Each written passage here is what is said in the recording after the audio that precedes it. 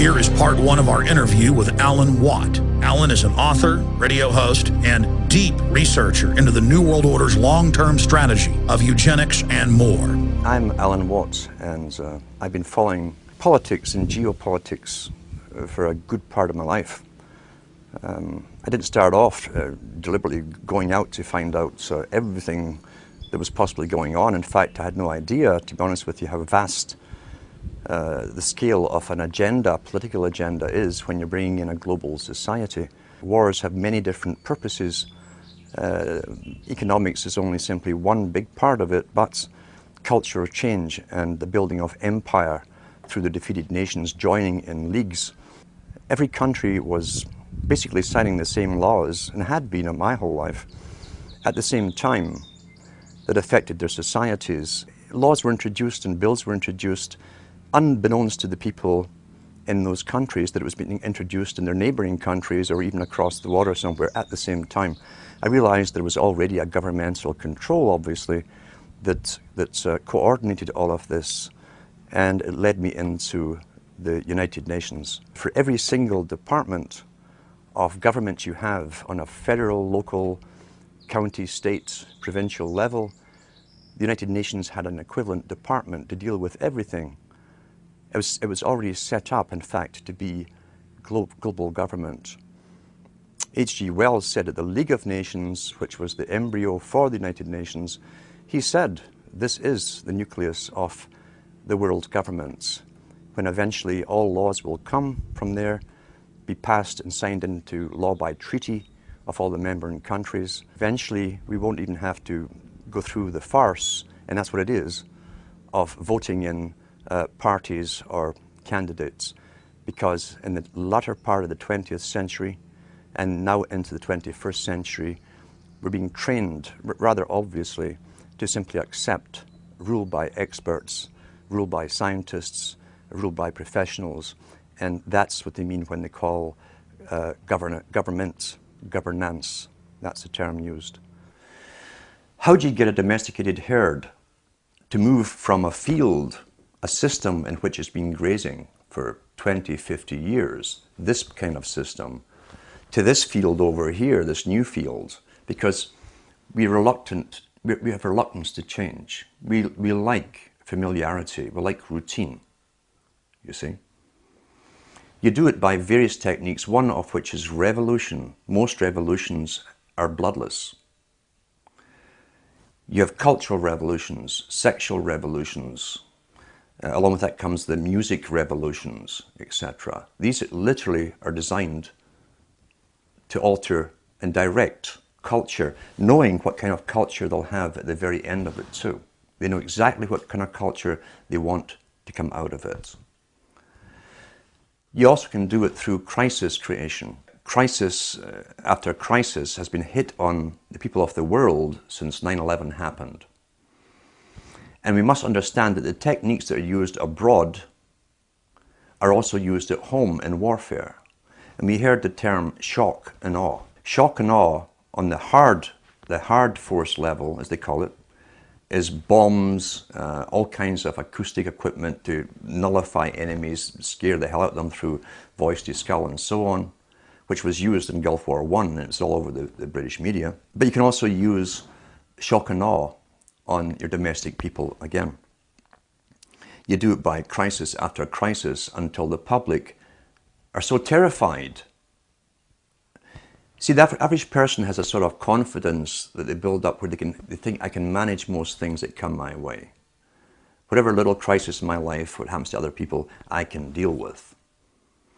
When all those around you are getting scared at the same time as you because they're losing their jobs, they've been threatened with pandemics, terrorists everywhere, terrifying people to even get on subways, and so on.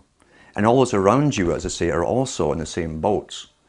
You tend to be more easily directed by the powers that be that come out and speak with authority and confidence over you. That's why they give you a guy like Obama, who's trained in oratory.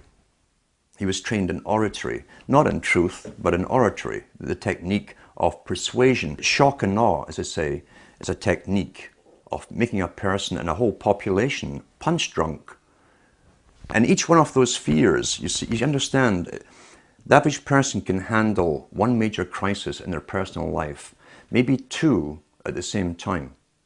It's understood in psychology and many, many studies that if you have maybe 3 to 4 crises hitting you personally in your life at the same time, you will literally go into an incredible depression, a reactive depression. You can't cope. That's understood. Apply that technique on a whole population. The thing is, there's not one of these crises that we're being told about that you personally can do anything about. What can you do about terrorism if it really exists all over the place? It's out of your hands, you're helpless. What can you do about a coming pandemic? It's out of your hands, you're helpless. What can you do about a nuke getting set off in New York Harbor or wherever? You can't, you're helpless. The message you're getting is that you're utterly helpless to defend, help, or save yourself. That is complete shock and awe tactic that's been used not only in the US and Canada, but across the world. Same strategy, because we're already global with the global society running us all. Massive psychology and warfare techniques in psychology has been used across the planet to make us succumb to fear and crises, as I say, and none of which we can actually do anything about on an individual level. Therefore, the leaders are presented to us on screen with uniforms or business suits and ties as politicians who speak with confidence, all scripted, of course, and they seem to have everything under control. You're now basically a fearful slave looking up to the powerful master to defend and protect you. That's the simple technique of it. I've been speaking about the Rockefeller Foundation. I was mentioning the fact that in the United States, the Rockefeller Foundation, which also runs, I think it is the Carnegie Foundation today, maybe even the Ford, they're all combined. The families that are given the intergenerational rights, if you like, or authority to lead the world to amalgamation under global governance. Mr. Rockefeller also is heavily involved in the world depopulation strategies. He funds abortion clinics across the planet. He also funds hundreds of other front foundations that you would think were independent from his, but they're actually front foundations. He funds them all through his money. You can trace them all back again to so-called family planning clinics across the entire globe, especially in the third world countries. It seems that Mr. Rockefeller is intensely worried about overpopulation in the near future from countries which will have no industry, etc. And he sees it as his right to start the decimating process, basically, of depopulation. Last winter, I got an invitation to attend something called the World's Citizenship Council, the annual meeting. That kind of floored me because the head of the World Citizenship Council is Mr. Rockefeller himself. And here I am speaking out about and against them. So this did not come out of the blue. They try and get you on board working for them.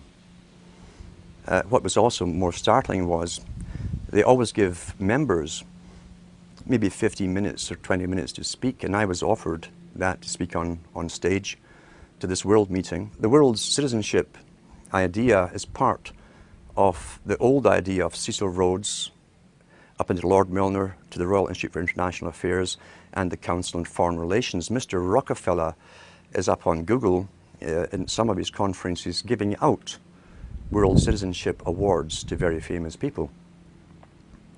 So they've already bypassed and have bypassed sovereign nations a long time ago.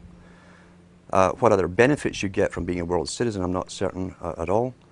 But I was allowed, he said I'd be allowed to speak at this conference. He did not say what to speak about, or didn't say anything about what not to speak about. And he also said that, this chairman, of course, who wrote to me, he also said that I'd be allowed to participate in the round table groups which come after. The round table society is very, very important because the round table societies were set up as far back as the Milner Society and the Rhodes Foundation. They came out with the first round table societies. What they do is take the topics that are discussed at the main meetings, then they split off different tables to specialize in certain aspects of the speeches they've heard and find ways how to implement them into reality through media, promotion, various methods of propaganda and so on. I did not attend. I was tempted to go just to see if they would ask me not to speak about certain things, but it was the middle of winter and the journey to this university would have been pretty hectic anyway, and I was so busy. But you will be approached, and that's not the first time I've been approached to do this kind of thing. You'll find that some people are bought over. I should go back to Lord Bertrand Russell on this topic, because Lord Bertrand Russell said in one of his own books, the same book in fact, where he talks about those children who manage to escape the indoctrinations, who have intelligence and an ability to communicate to others, must be brought on board the system, employed by the system, bribed into the system if possible. That generally works with most people. He said, otherwise we shall have to eliminate them, because they did not want people around who understood an agenda that the general public are unaware of. Didn't want these people with the ability to communicate information, documented information, in a fashion that people understand out in the community where they could spread this word. That ties in with Mao Zedong, who said he was not afraid of armies. His worst fear was someone with a good idea, a great idea, a unique idea, and the ability to communicate it. So that is how they treat basically people with information. First comes invitation to join them. Many people do. As I say, Bertrand Russell backed that up by saying if they can't be brought on board, they must be literally eliminated from the public arena. That's how seriously they take this agenda at the top. They don't mess it around. The reason I think they don't simply come out and kill you straightforward is they don't have to do a messy job. There's many ways of killing you, especially in this day and age. But I think, to be honest, they're so arrogant right now at this moment. They're not too worried about the mass of the general population who are indoctrinated and updated with their indoctrination daily from television, as one example. About 100 years ago, this big organization with many branches, they wanted to rule the world basically using Britain as a nucleus of a system, an embryo, which also was going to be joined with the US under the Anglo-American establishment, wrote about the kind of culture and the changes of culture over a 100-year period that they would actually design. We're all tribal to an extent. That's why we even bother to vote for a tribal leader. This is well understood. That's why we're supplied with these leaders. And because the average man was to become more disengaged from his own destiny as the expert class arose, it was decided that the males would get their outlet basically, gradually becoming helpless as males, through sports. Therefore they'd have a tribal team they could identify with, they could cheer them on as though they were winning. In their own personal lives, they were getting nowhere. They were getting disenfranchised in a sense as experts took over decision-making for them in all kinds of fields. So this was psychology at use, planned before they even implemented the sports. When radio came along, of course, they used that to the maximum. Sports for the men, radio soaps basically for the women, and then in came television, as I say, with its alpha state, its hypnotic state. It took off. It really took off. And men became glued to the sports shows. The big think tanks, and we've had think tanks to do with always planning the future and how they would create societies and even different cultures within 100 years, say from this type of society to that society to the next society, how they'd implement it, again always through the youth culture, which is easy to do if you have universal education. You can always mandate the same system, same culture to be taught to the youth. However, as I say, since the 1960s, once television really took off, sports used to only come out on Saturdays, and over a 10-year period, it gradually came on every night of the week. Until today, we have even sports channels, sports. So now you see guys who are sitting home, who are basically powerless at work. They have bosses. They're powerless on the roads. There's police and traffic wardens and cops watching them. They have no means to feel strong, and so they tend to watch sports as a substitute. They project themselves into a game which they never participate in. But as long as their team wins, they feel something's happening in their life that's positive and it's successful. It's a very good substitute for many, many things as far as the elite are concerned. Now, the big think tanks that involved many professional people knew that they'd have to give something this for the males, and for the women they'd also give a substitute too. The intention being ultimately to alter society, drastically alter it so much that even the purpose, for instance, of marriage would lose any appeal. For the females, they gave them high fashion, accessible prices for high fashion clothes. They brought in, people don't realize, they brought in the miniskirt back in the 1920s during Prohibition. They brought in cocaine at the same time as along with the booze to get young people in. The idea being that if you're doing something illegal, it's very naughty. Youngsters love to break the rules, get together, we're all being naughty together. And sex and booze, coupled with coke being smuggled in at that time, had its desired effects, but not quite the way it was designed to have by those that planned that culture, the Bernays types. And Bernays was heavily involved in this. So they came out, as I say, with not sex and rock and roll, but sex in a form of jazz. The Charlton dance came in, the miniskirt came in, sex became rather rampant for the first time. All the old traditional taboos were broken with one generation, but there was fallout to this change, this massive change in culture. The fallout being that they did not have the antibiotics to treat all the sexually transmitted disease that came along. Secondly, they didn't have the legal abortion clinics to take care of the unwanted children that also were produced by hyper-promiscuity. They opened up big orphanages to try and take care of this, the boys' towns. They had ones for girls too. But there was so much backlash, especially in the United States, from the old Christian communities, that they had to tone it all down. It kind of flopped, as I say. Sexually transmitted disease became rampant, so did unwanted pregnancies and abortions. And so they went back to the drawing board, because remember, before this all happened, the big players, the new high priesthood, we'll call them, of the Time Lords, those who create the future, work in think tanks for the big establishment, had a definite mandate. The only problem was how do you achieve that mandate over a time period. So they went back to the drawing board, and they've always known, for instance, that in wartime, more children are produced because young people who might go off to die tomorrow tend to be far more promiscuous. They brought this back after World War II big time and worked on it steadily. All their tax money went into one particular area of research, not just for the atomic weaponry and so on. It went into finding ways of finding a contraceptive that was effective. When they found it and launched it on the scene, at the same time as they launched what they called pop music, along with drugs, LSD and so on, they brought out the contraceptive. So then permission was given, in a sense, and promoted from the top down, even from the BBC, which is, remember, the BBC is owned by the British government. It's an arm of the British government. It talks on behalf of the dominant minority who rule Britain. So they began to promote all this stuff. All the DJs they'd bring on television would interview the top pop stars of the day. They were all stoned out their minds. Some of them were falling out of chairs.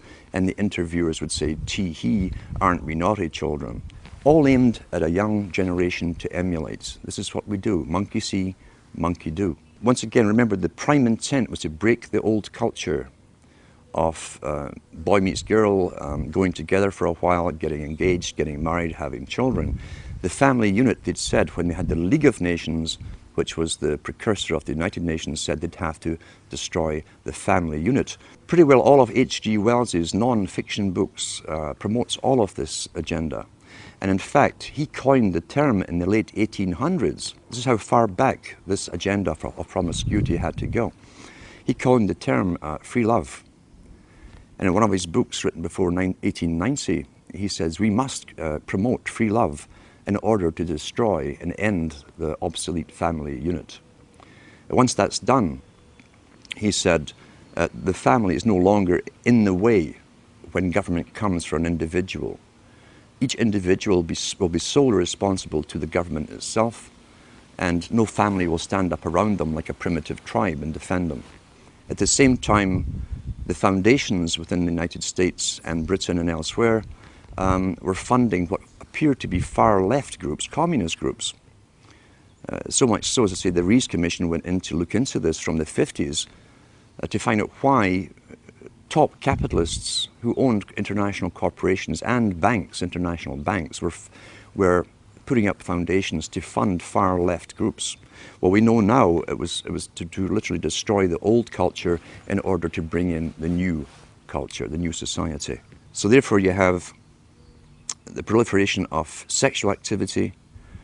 The fallout still came from unwanted pregnancies, far reduced than it had before because of contraception. But then came the lead of the feminist charge, again funded by the Rockefeller Foundation in the States, to spearhead and demonstrate and demand the rights for abortion. If they could get the public to devalue human life, and that's in the writings of Julian Huxley. He says if we can get society to devalue human life, he says, and take humanity off its pedestal as a supreme being on the planet, then, he said, we can bring in our controlled society with a workable population. Everything works within culture towards an agenda. And as Plato said so long ago, over 2,300 years ago, he said, culture and cultural changes must be authorized from the top. If it's grassroots, truly grassroots, then it's outside of the elite's control, and ripple effects could occur, and it could spread anywhere. They couldn't control it, contain it anymore. Therefore, the major changes in culture, which Plato said came through drama and the emulation of actors, actresses, including fashions that they wore, and the music they heard, had to be strictly regulated and authorized from the top. The whole science of this, which was always a science, and understood by those in those businesses, was used to the maximum to literally drastically alter culture so radically in the 60s and 70s that they could never return to a past way of living. We tie that in with another big player, Lord Bertrand Russell, who had experimental schools under royal charter, where he could do things that anyone else would be locked up for doing. He said in his own schools, and there were mixed schools, he said that if he could encourage pre-pubertal sexuality amongst the children, encourage multiple partners from before puberty, he says the chances, because of study and observation, the chances of them ever bonding with one person for the rest of their life was pretty well obsolete, null and void, wouldn't happen. Therefore, that technique all came into play during the 60s. It was called free love. Drugs helped it along the way. And that was the beginning of what we saw as short-term relationships. Divorces became more and more common. Interestingly enough, divorces really took off not because society demanded it or it came from a need or demand from the people. Divorces took off because the Hollywood stars, and remember too, the drama industry, the entertainment industry have always said this, the people follow the stars.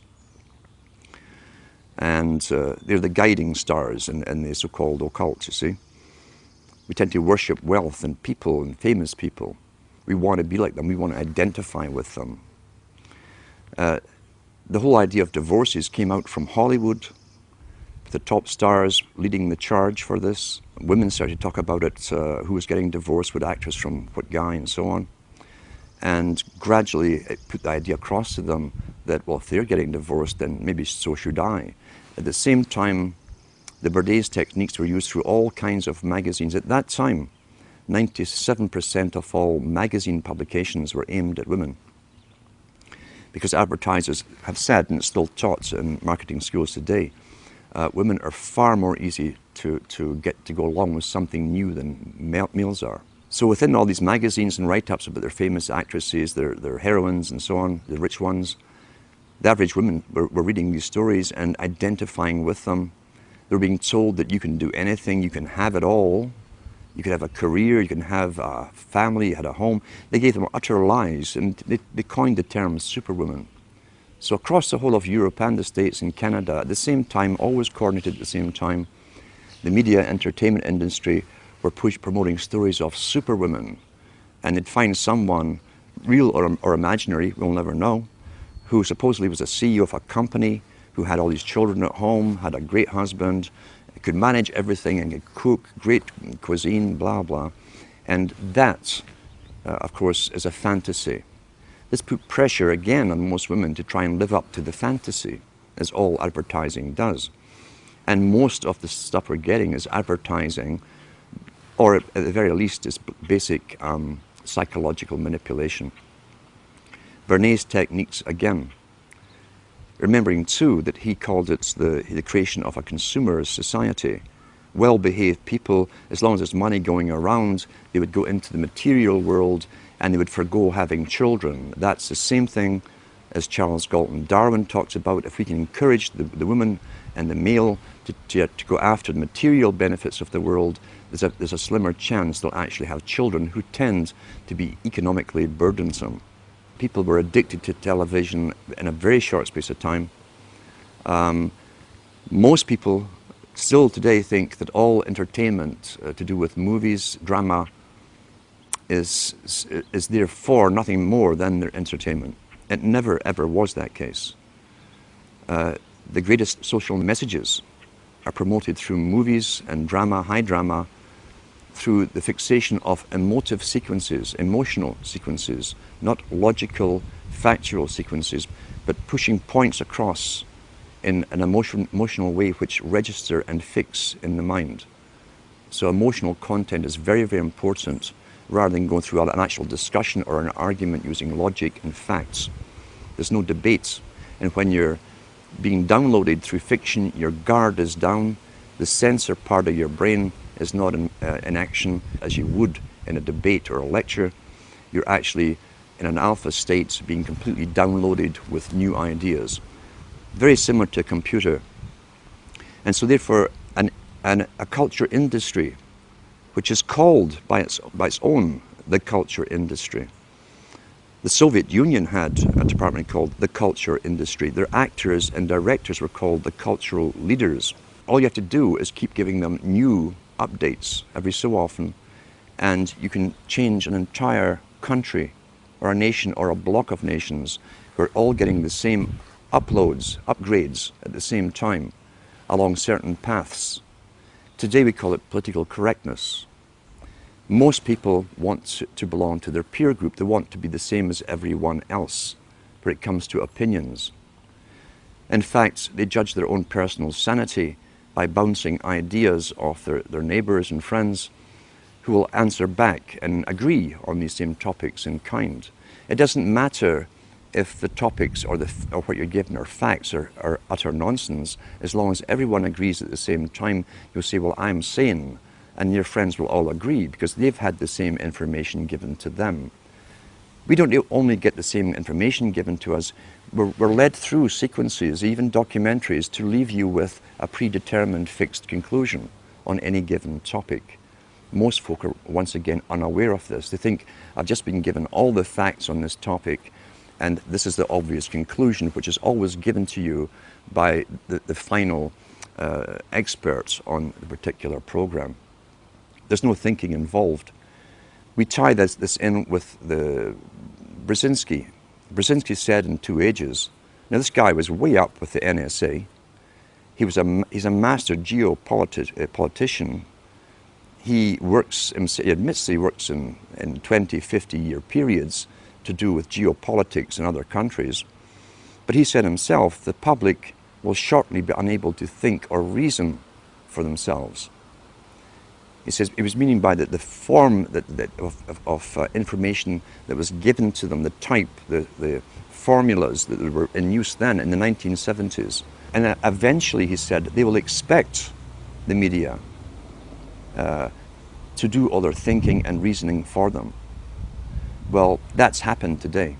That's why people today can't think outside of their programming from television. I'll give an instance, in fact, of why TV was so important to show you that it was so important to have it in the homes of ordinary people.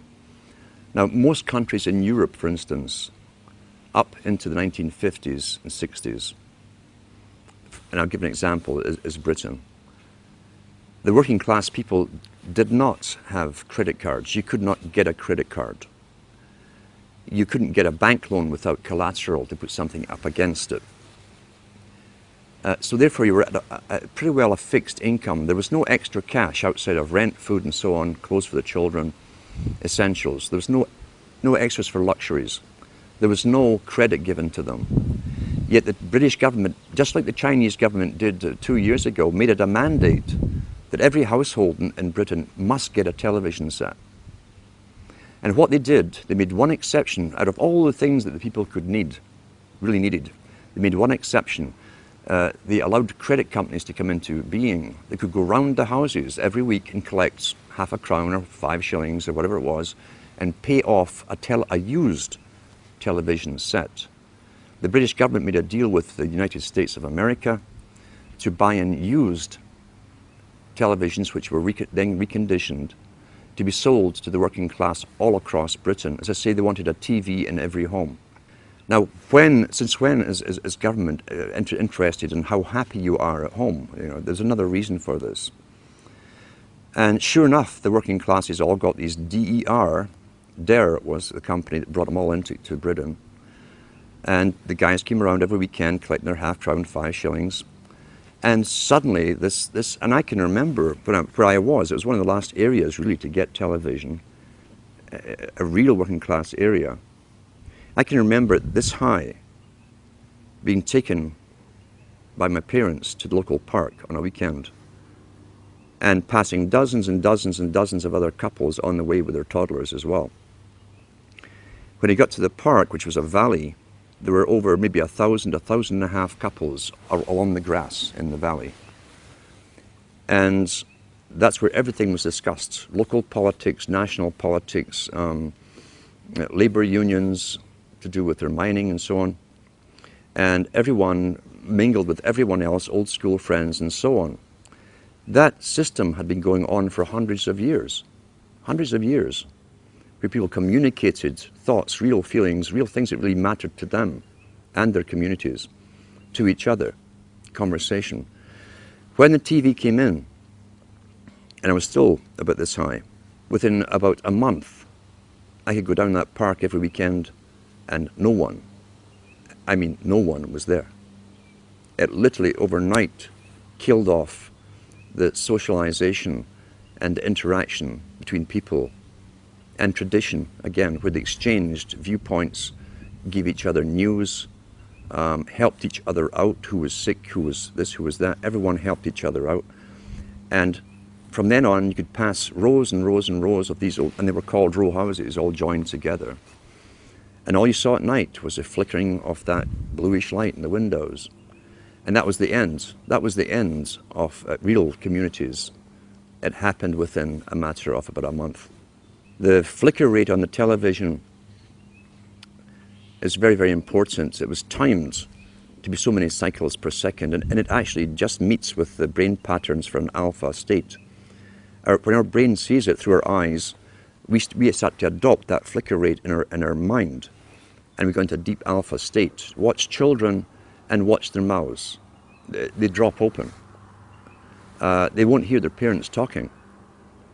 They're hypnotized, in fact. Why would they give that particular flicker rate when they could have chosen of a whole variety of flicker rates? It wasn't an essential thing to have. So it was done for a purpose. It was meant to be hypnotic. It was meant to be used as a tool of propaganda and indoctrination, even through the guise of entertainment and so on. It also was to create a new society because they were the avant-garde, as I say, leading the sexual revolution through drama, through little documentaries, fiction, non-fiction, all combined. Once again, back to Plato. The audience see what they see. You understand that it's even worked out towards different age groups. There's something on for everybody's age group. Each age group is actually being updated as well, even the elderly ones, into new ways of thinking or seeing things. but the target mainly was for youngsters. If we take one of the world's experts on propaganda, who is Jacques Ellul, who wrote extensively on how the mind works and how all entertainment, he said, that has to do with government programs such as police, detective stories, detective series, which contain little human dramas as the hook that you identify with to make you watch the whole story. Child gets kidnapped, detective goes on a hunt, he goes through hell and fire to get that child back. You identify with the hero if you're a male, you'll identify with the heroine if you're female. And that's the hook to get you to watch them. But what he said was all dramas to do with police or even the military in movies are pure propaganda. Pure propaganda. The human story is just the bait to make you watch through it, to get you to identify with it. Because once again, there's always a message left somewhere in the movie. It might even be a message that's against your own morality. It could be where the cop, for instance, does sleep with this beautiful woman while his wife is at home, and it's all part of the story, and even tell you why he did this. He was feeling down that day, blah, blah, blah. And so you've just again altered your viewpoints on how you yourself might behave in that situation. And that sometimes that kind of thing can be justified. That's how you're downloaded through entertainment. It's there to alter and direct and always upgrade into another step of the direction that the entire culture for someone else's purpose. Let's talk about the effects of the alpha state first of all. Recent articles I've even read on the air from various science studies show you that even when you switch off television, you remain in that alpha state for maybe 45 minutes to an hour, sometimes longer, depending on how long you've been watching it. With high definition, again, why would a president of a country mandate that all TVs had to go high definition? Is it because he really cares so much about your happiness? And he wants better quality for you? Or is there another reason for it? Well, I'm sure the effects of the old flicker rates and what it did will also be incorporated in high definition, but with even more added benefits for bringing you into a complete hypnotic state. How do you wake someone up who's addicted to television? You can't. Very, very simple. You can't get your daily brainwashing where literally it's bypassing any consciousness in the person. You can't take that every day and still try to wake up and learn at the same time. I've known people who've gone through complete withdrawal from television and gone into depressions because their entire routine is broken. They also have time on their hands, which is a big aspect of control, remember too.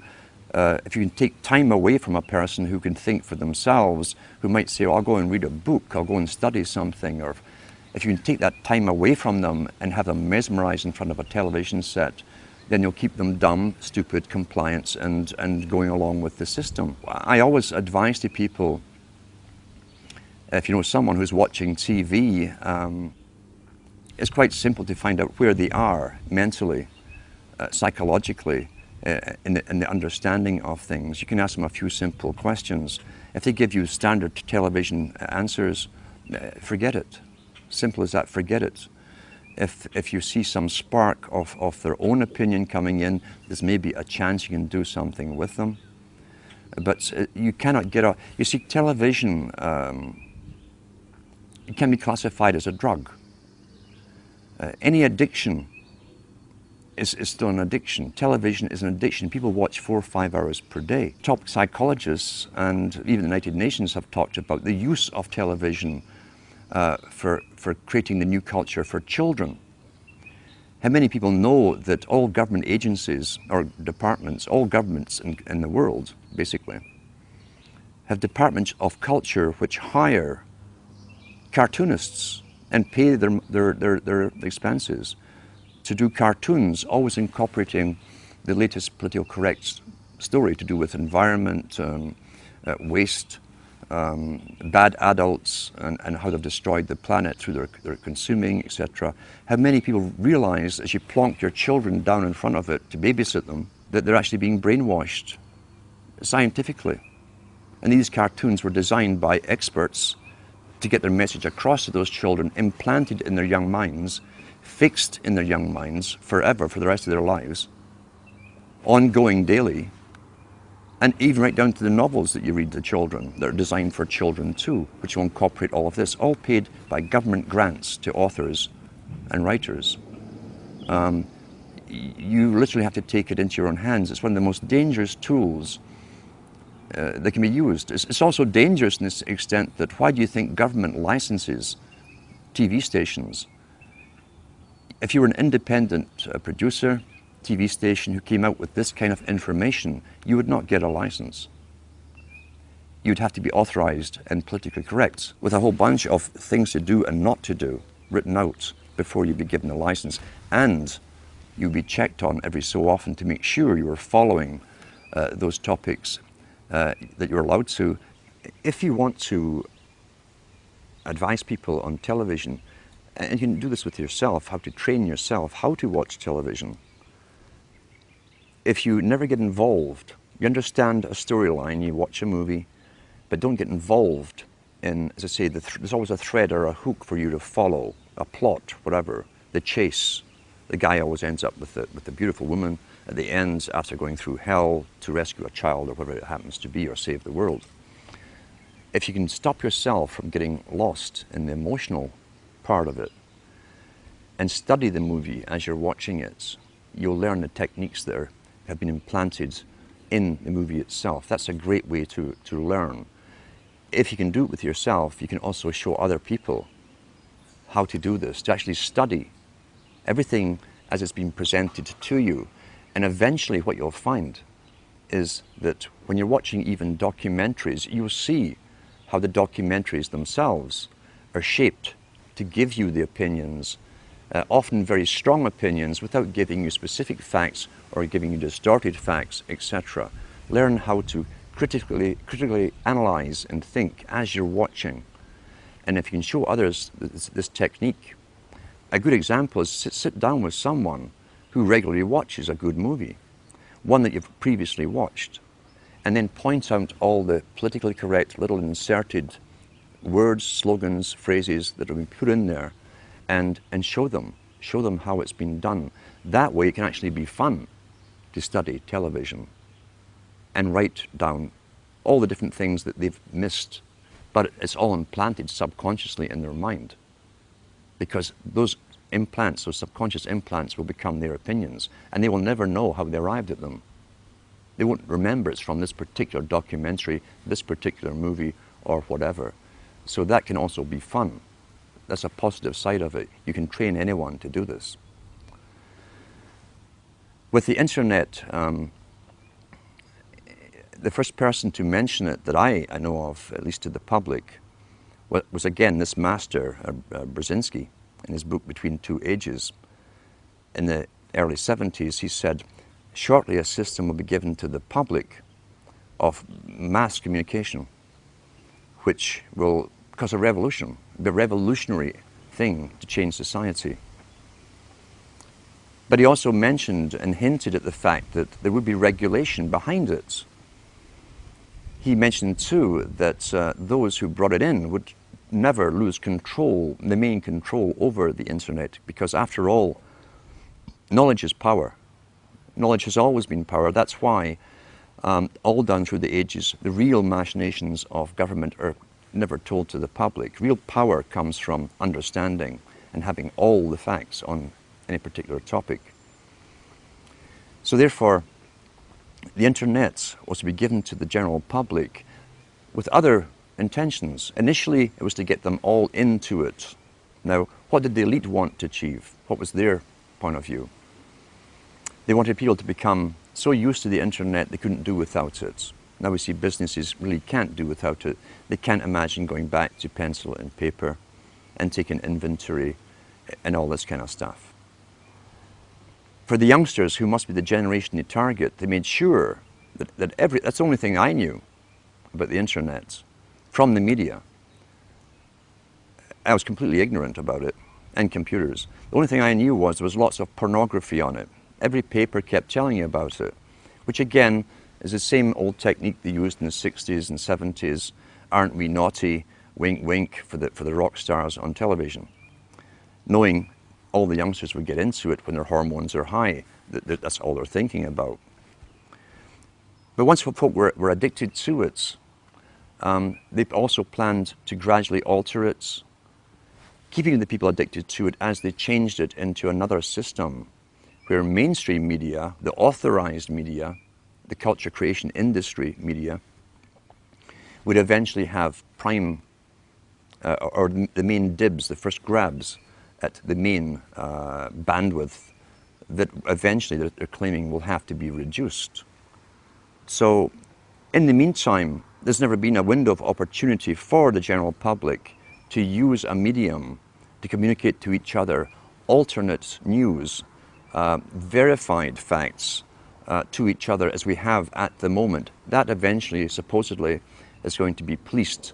They've had international meetings, the first one held in Canada, under the guise of the United Nations, or the auspices of the United Nations, to do with regulating and censorship of the internet. They have these meetings every year as they add more laws to it. We know the cloud system is to come in eventually. It's been all over the media in Britain, where you won't be able to store anything on a hard drive. You won't even need a hard drive eventually. Remote servers will have all your information for you. It will then be used as a form of punishment if you were politically incorrect in some form or another. Then you'll be cut off from accessing that server with all your data until you toe the line and behave yourself. Social control can be used through monetary penalizations, or through other penalizations like withdrawing you access from it. It definitely will be used for social control again, unless it's a backlash from the general public. And they do expect backlashes from people who have become used to looking into whatever site they wish to look at, or communicating whatever kind of information they want to each other. Now, along with the introduction of the internet, we've got to remember too, the government agencies also set up and promoted chat rooms and all the rest of it.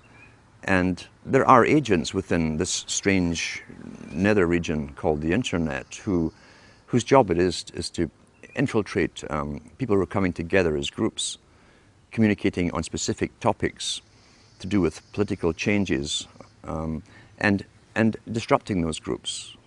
So already it's a battlefield, and they called it the cyber wars long before they even gave this internet to the people. It'd been an informational war, they said in all the papers. Therefore, government intelligence agencies would have to expand their roles with mandates to also be in this invisible world where they would manipulate various groups from within as well. There's also a lot of nonsense, of course, on the internet too, which can take you down conspiracy paths. I hate the term conspiracy because the government wants us to use it like we're some sort of hobbyists and some sort of kooks. I don't use the term. But that's become the most popular type of site now, is conspiracy site. And there's many out there, there's professional agents out there as well, who've been funded by governments and even launched by governments to be well known, especially in Europe, to lead the conspiracy sites. Then they bring in the UFOs, the aliens, until you have achieved your goal. Counterintelligence. Let's talk about counterintelligence and how it works. What is intelligence? Intelligence gathering is sending agents out to simply listen. To listen in marketplaces, bars, cafes, as to what the people are discussing. Lawrence of Arabia, in his own book, 7 Pillars of Wisdom, was trained as an agent. He was trained in Arabic languages. He was given lots of money, he and 11 other people, trained from Cambridge, and sent over to the Arabic countries to start up Arabic newspapers. Once they started putting stories in the newspapers, they went round the marketplaces, they hired lots of guys to listen to gossip, to see if the intelligence they were putting out in the papers was being discussed by the recipients, the readers. That's basic intelligence gathering. What is counterintelligence? Counterintelligence, from a government's perspective, is taking information and data that could be crucially, it could be bad for the ruling regime, and finding ways to counter that knowledge, counter it. What you do, standard-wise, if you can't defame the person who's bringing out a truth or kill them, is to bring out your own heroes. Launch them well, finance them well into the same area, saying the same stuff that others are talking about. It's called intelligence, giving out facts. And once they have the following, then they start bringing in aliens and UFOs, and they bring in the New Age, the whole New Age religion into it. Spirituality is the big term they're using today. Until a newcomer, a skeptic, will hear this stuff from the paid agent, who's very good, who says gives the same data as the person who doesn't go into the UFOs and so on. But the guy who doesn't go into the UFOs, aliens, reptilians, and all the rest of it, suddenly is thrown out with the other guy. You're classified with them by association. Your topics are associated.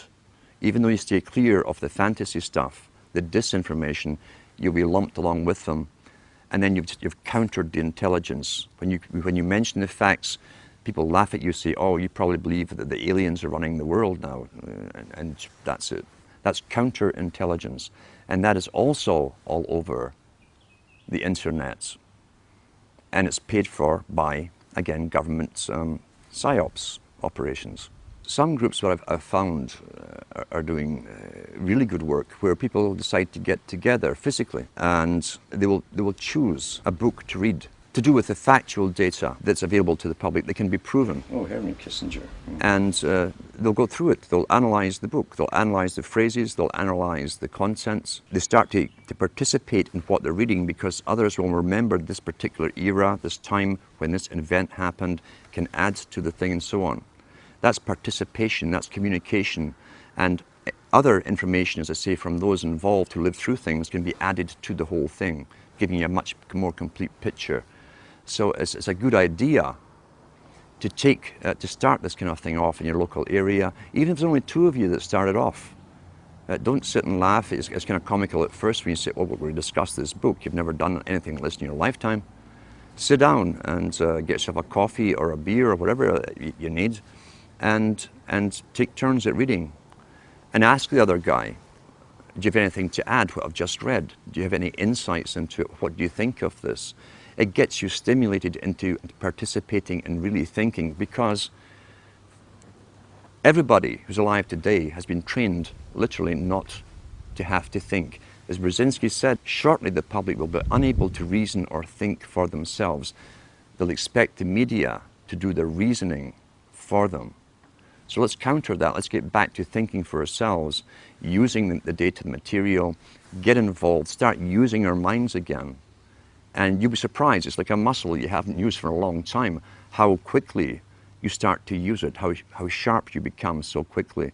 And if you can get larger groups and larger groups together doing the same thing, and then you can branch them together, communicate together, then they suggest other books that you haven't heard of. Maybe you need a particular book for evidence. I have stacks of them at home. Everyone has access somewhere to some material that was stuck away.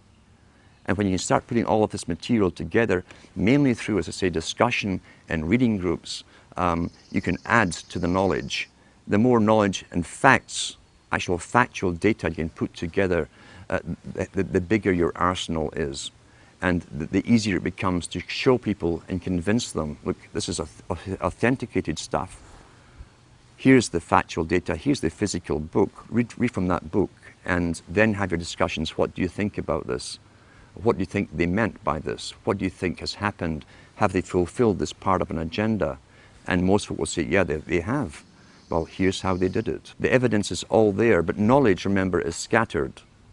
That's also why, since the 70s and so on, televisions were put up in places where people used to communicate to each other, bars and restaurants, the pubs of Europe. Everyone talked and discussed everything. The televisions were all put in for a reason. And now everyone's mesmerized and you can hear sports or loud music. You can't communicate anymore. That was government promoted because the government licensed the big chains of taverns and pubs all throughout Europe. And so what you've got really is deliberate attempts. Nothing happens for no reason. Why? The customers weren't demanded. They were bored in bars as they discussed topics. People would just move around the pub talking and listening to the conversations, and they'd join in the one that you liked. Why was it so important to destroy communication? It's because it's a main propaganda tool. It stops communication between people, even in a room. If you notice too, they don't even discuss the topics once the news is read to them, to each other. They've both been downloaded with the opinions. You don't have to ask what their opinion is. It's going to be the same one as you've been downloaded with, left by the expert. So we've got to get back to communications and communicating with each other and finding the evidence. Knowledge is scattered. Knowledge is power, so it's scattered all over the place and thousands of books. But when you can start these reading classes up and get other reading classes communicating with you, even through the internet, you can start putting the data, the factual data together, and so that you can present it to the public and bring in more and more members. Only knowledge and the will to use this knowledge is going to thwart the plans that have openly been made for us and declared from the elites at the top. The whole problem of being involved in a community, it can be a double-edged sword. We know, for instance, that commutarianism is a term used first by Bush Sr., talking about the collectivist society coming in. The United Nations has us all split up into communities. It's promoted through local TV. Even Sudbury here has your community. This is your local community. Be involved in your community. They're talking about a politically correct community. That's the problem. Government really penetrated and altered and distorted and changed society through communities. Not just with television, which has certainly destroyed the community spirit. The intent of governments, this is how abusers work too. Abusers work with the same technique because they want power over a victim. The abuser will come in and take care initially of problems of the abused.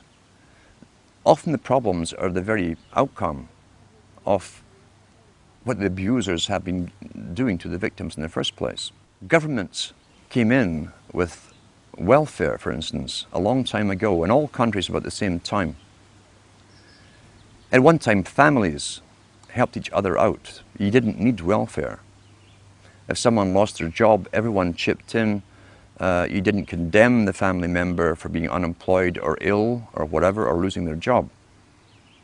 Families helped each other. Now, the family, remember, is still really the smallest nucleus of a tribe. And then government came in with unemployment insurance, which they took off you, but nothing was for free. And gradually over time, when people became unemployed or even sick for a while and couldn't work, I heard people even say to their own relatives, well, go to welfare, that's what they're for. There are social agencies to deal with this. Until today, we're in a sad state where even close relatives won't help each other out. They expect the government, the abuser, the government is the abuser. They expect the government to take care of all financial problems for the unfortunate victims. And they stop helping each other out. We've got to start reclaiming the rights to, and you can do it personally with people you know, to help other people out and start countering the government's mandate. Because the government's mandate is for control over the victims, not to help the victims. Those who fall under that particular level into the welfare state have their lives run by government agencies and social workers. That's what Huxley says. He says that they won't need their survival capabilities. Russell said the same thing, because the government is taking care and making all their decisions for them. In order to help you, it's really to take you over and have you obeying them and their system. That's what you're up against, a planned war strategy, making them dependent upon government services, not their family units, not their brothers and sisters, their fathers or mothers, but on the state itself. We've got to counter that and become involved again in the lives of those around us and have our own true communities. It doesn't matter if there's only 5 of you in a community, even if you live in a town or a city, that's your own little community where you all have something in common. What it really is is gaining knowledge for your own and others' self-preservation and survival into the future. These video interviews have all been exclusive, and they're going to be archived at PrisonPlanet.tv. Please download them, burn them to disk, and give them to everyone you know. Upload them to YouTube. This information is vital not just to our free republic, but to the future of free humanity. And now, part 2 of our in-depth interview with New World Order researcher Alan Watt. I'm Alan Watt, and I'm an author and researcher into geopolitics, really, and history. I follow where the world has been, the techniques were used to bring them to those stages, and I apply them to where we are today and how the future is planned. I've researched so many books. I've got a library of my own.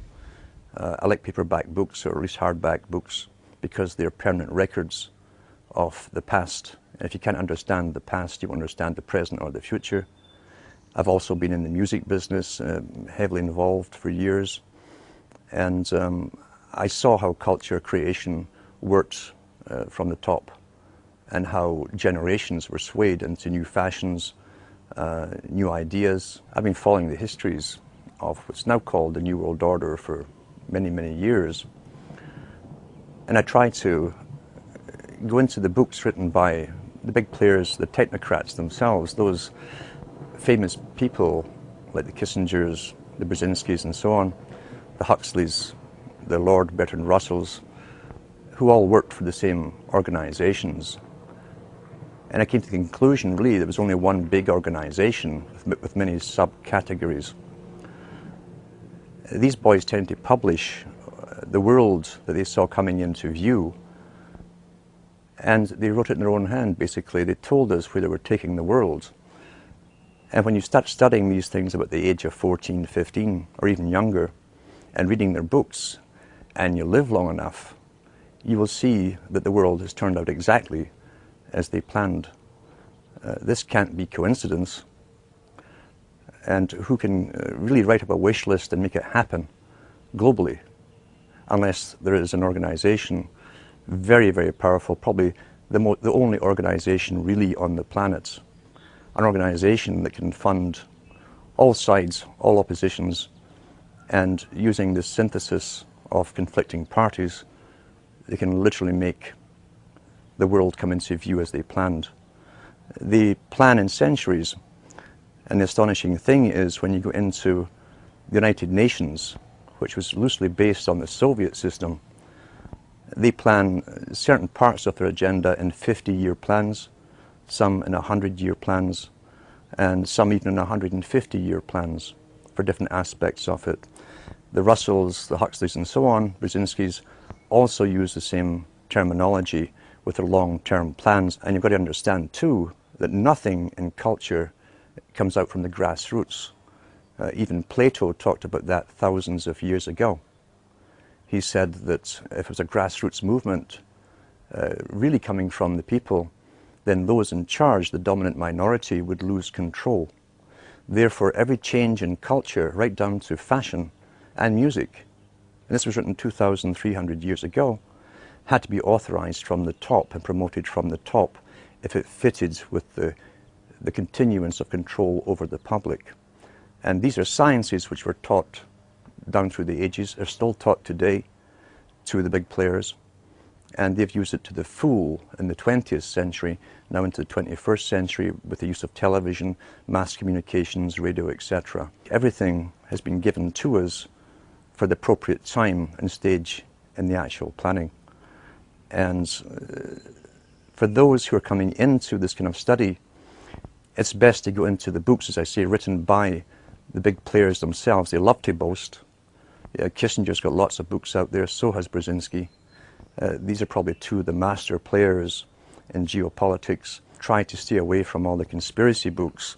They're also put out there on purpose, very fascinating books, but they lead you in circles forever without giving you the overall picture to the fact that every generation has a purpose up until this present time.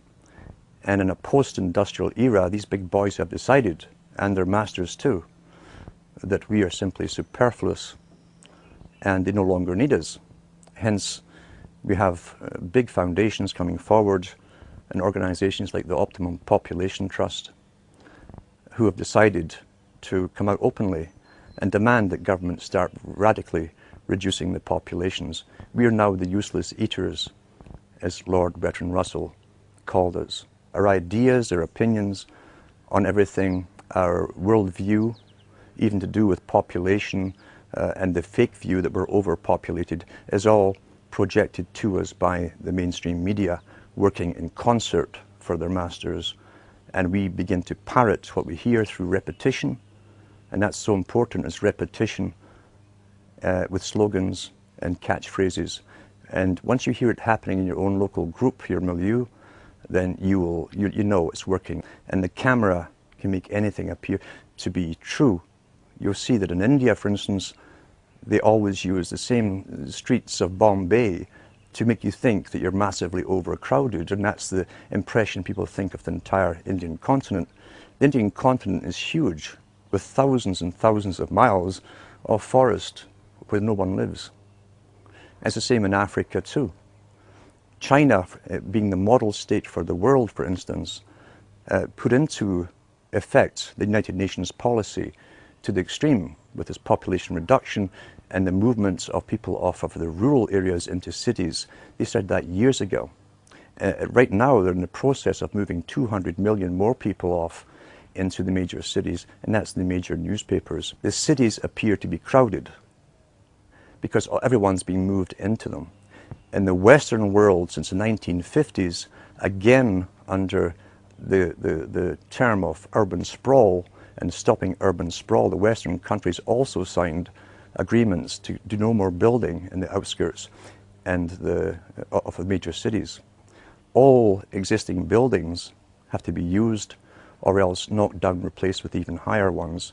But regardless, with the immigration and the free flow of people now from third world countries, the Western countries appear to be overcrowded. And yet the UN's own statistics show, and so do the national census show, that the Europeans, for instance, Canadians and Americans who have been here for a couple of hundred years are actually in decline. So the overpopulation problem is simply an image projected by the media as more and more people are crammed into the same cities and they bring more immigrants in to fill them. But I also realized the system of schooling when I was going to school was bogus. The histories were bogus, and I was very, very lucky to have access to very old libraries, town libraries. Some of them had reference books going back into the 1700s, written at the time. When you compared the histories I was being taught in school to the histories that were written at the time, they were completely different. You had a deeper understanding of how geopolitics had been used in the past to even populate the country of Canada. London couldn't get immigrants to go off into the new colonies. What they did for Australia was to create so many laws that you couldn't help but break them, and poverty, and therefore stealing a loaf of bread to feed you or your family would get you deported to Australia with your family. That's how they populated Australia, crime. They created the laws for crime.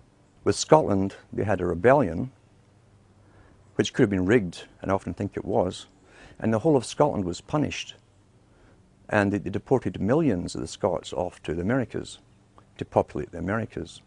This is geopolitics in action. That's how it works. And whole peoples are often moved from their land because the elite masters want them elsewhere to be productive for themselves, the masters. When you look at the strategy for the US and Canada, again, long-term strategy, long-term planning, you'll find that the big corporations of their day, the Hudson's Bay companies, the Fraser companies, were given charters to own the land before Canada was Canada or US was the US. They were simply called the Americas. These were private international corporations that had the power of life and death over everyone who lived within their areas. The Queen or the King had a consulate in every country, Lieutenant General or Governor General they call them. We still have one in Canada today who represents the Queen. They have all the powers over life and death of subjects under that governor. How they stopped rebellion in the past was to give us an idea of what they called democracy. They knew from the Chartist movement in Britain, for instance, and elsewhere, other countries, people were demanding rights for the first time. And so once again, they gave us champions to speak on our behalf, which calmed the people down, thinking for the first time in history, the people were involved in their own destiny creation. And nothing was further from the truth. Because the planners knew that once you bring people into a country or a continent, create real wealth for them and get businesses going, clear the land, drain the swamps, and so on, they can take it all away from you through laws 200 years down the road. And that's what's happening now. Long-term geopolitics once more. And if you think I'm kidding about this, go into the history books written at the time. They're still there in some of the libraries. And you can also go into the art of geopolitics. There's even videos on YouTube on Brzezinski boasting about how he set up the Taliban in Afghanistan. You'll see him encourage them to fight the Soviets at that time in the 1970s. And he actually says, yours is a holy war. This man, who obviously believes in nothing but himself and his own peer group, is encouraging another people to go and fight a holy war, a jihad. And he uses these terms against the Soviets, knowing full well, once it was set up and it was backed by the CIA, that 10, 15 years down the road, there'd be a problem. And then they'd have to go to war with the very group they'd created to fight the Soviets. That's what's happening today. Long-term strategies. Well, that's how history has always been run. If you can go into the books where you find the British Home Office is mentioned, study the history of the diplomatic corps. Because the diplomats were spies. They would go into territories, set up embassies, collect intelligence data for future invasions. Their job was also to try and grab the rights of minerals, gold, silver, etc. across the planet, all natural resources, and find ways, long-term strategy, to either bribe it off the present rulers of those countries or else create an ultimate war with them and simply steal it under the guise of occupation. We're living through a stage today, as I say, where this is all coming to a culmination. This is the post-industrial era. We're post-technical almost in the West. It's all done in other countries, all the technical stuff. And Brzezinski himself talks about the technocratic era, where the future will be for an elite with a highly trained bureaucracy underneath them and scientific elite who will not need the human labor that they've needed in the past. Human labor that is excessive and is unemployed and is hungry is now a threat to that established elite. So now they're doing something which they can only do to the human species. They don't need to do this with animals. With animals, you just go out and hunt them and kill them. We are the only species that has to be convinced to allow ourselves, for the good of all, to be sterilized and bring down the population through abortion on one end and euthanasia on the other, under the guise to save the planet. And unfortunately, with the massive propaganda campaigns that are all over media in every country at the same time, with all the big foundations backing them with unlimited financing. Remember, the foundations are owned by the international bankers themselves. Then they can pull all of this off, and unfortunately it really is working. In kindergarten now, you walk into a kindergarten anywhere in Europe or Americas, and you'll see the rainbow inside every single one of them. You'll see all the terms about the world. Here's the globe, we're all global. And you'll see the greening messages everywhere, everywhere. And how sacrifice will have to be made to save the world and the planet and future generations of society. Sacrifice. You tie that together with the institutions that were comprised of the Fabian Society. It was a member of the Royal Institute for International Affairs. That's one society. The Council on Foreign Relations is also the same thing as the Royal Institute for International Affairs. They are what Thatcher and Professor Carroll Quigley called the parallel government. They have told us what the future is going to be. Some of their members have even written books about the need to cull off massive amounts of the population by any means possible. And so we see this final stage being pushed as they convince us that we are the problem. The Club of Rome, that also belongs to the same group, in the 1990s, the two founders said that back in the 1970s at the Club of Rome, they were given the task as a premier think tank for the globe, this global society, the task to find ways of reducing the population and controlling the people to go along with this, convincing the public how to go along with it. And they said they'd looked at all possible means of doing so. What had worked before? Again, geopolitics, strategy. Under warfare conditions, the public will give up freedom. The public will be directed by governments, bureaucracies, and police, military, etc. Under warfare, the public sacrifice. They'll have less food, they'll ration stuff. They go along with it to save themselves. Therefore, they'd have to find a warfare strategy, a reason for war. And what they came up with was that man was the enemy of the planet. They said that the idea that global warming could be created and blamed upon mankind would fit the bill. These are the words they used. That would fit the bill, written in the 1970s, and decided at the think tanks then, and published by the guys involved in a book called The First Global Revolution, well worth reading. When they hit upon an idea from a premier think tank, they will never change that agenda. I've said before, it wouldn't matter if we're up to our eyes in snow all year round. They will still stick to global warming. That's the agenda. Now, of course, they've changed it slightly to climate change, which simply means changes in the weather. And they're in the process now of convincing the general public to be afraid of summer, for instance. It's all done through the alteration and distortion of perceptions. Massive psychology is used on all of this. And they certainly understand mass psychology of the general public. These boys don't simply announce things or make up a wish list of the future and send it up the chimney to Santa Claus. When they come up with an idea, they implement it. I've followed the United Nations Department of Statistics as they announce every single year the sperm count of the Western male, which has been falling drastically since the 1950s. They say that it's down by about 75–85%.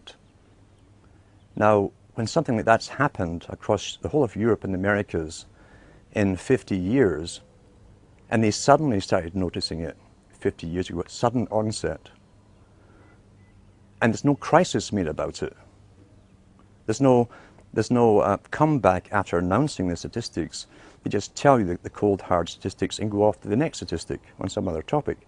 That means it's part of the agenda. Otherwise, it would be a crisis. If this wasn't planned and part of the agenda, believe you me, it would be a crisis if they didn't authorize it. And now they tell us that the average American has less than 20% sperm and only about 15% is motile. That's not a coincidence. What happened in the 1950s to start out this ball rolling? In the 1950s, they suddenly put all the known female synthetic estrogens into food supply. They put it in baby food.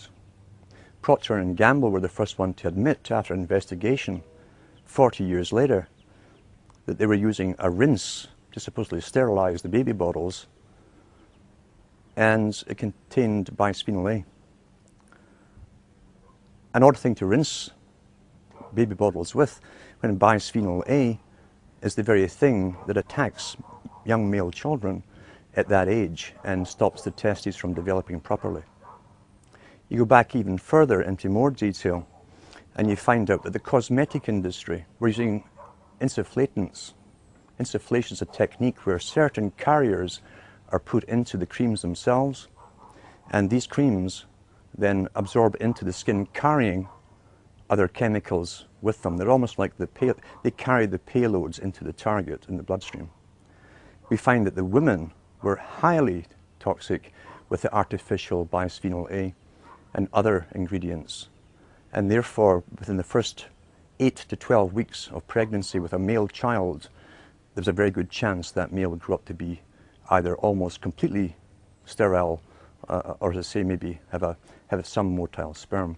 This was all understood 50 years ago. Bisphenol A, for instance, was discovered in the 1890s, and the properties it had against humans, especially males, was known then too. Now it's in all the beer cans. Great target males again. They line the cans with it. There's been many exposés on it now. The CBC in Canada, which is a government-owned television station, it's the BBC basically of Canada, did a documentary series called the Disappearing Male. And it goes through all of that in that particular talk with proof. Also, when we go back to the writings of Lord Bertrand Russell and Julian Huxley and Aldous Huxley, who were also related to the Darwins, by the way, you'll find that they talked about ways to sterilize the populations in the 30s, 40s, and 50s. But of course, and even said they would use the needle to create a compliance, pliable population, meaning to dumb down the people and also to bring down the fertility rates. In the 1950s, across Europe and the Americas, what came out, under vast promotion, what came out? The polio vaccine came out. That was the first one ever to come out through a mass fear campaign, a massive fear campaign. Polio was very, very rare.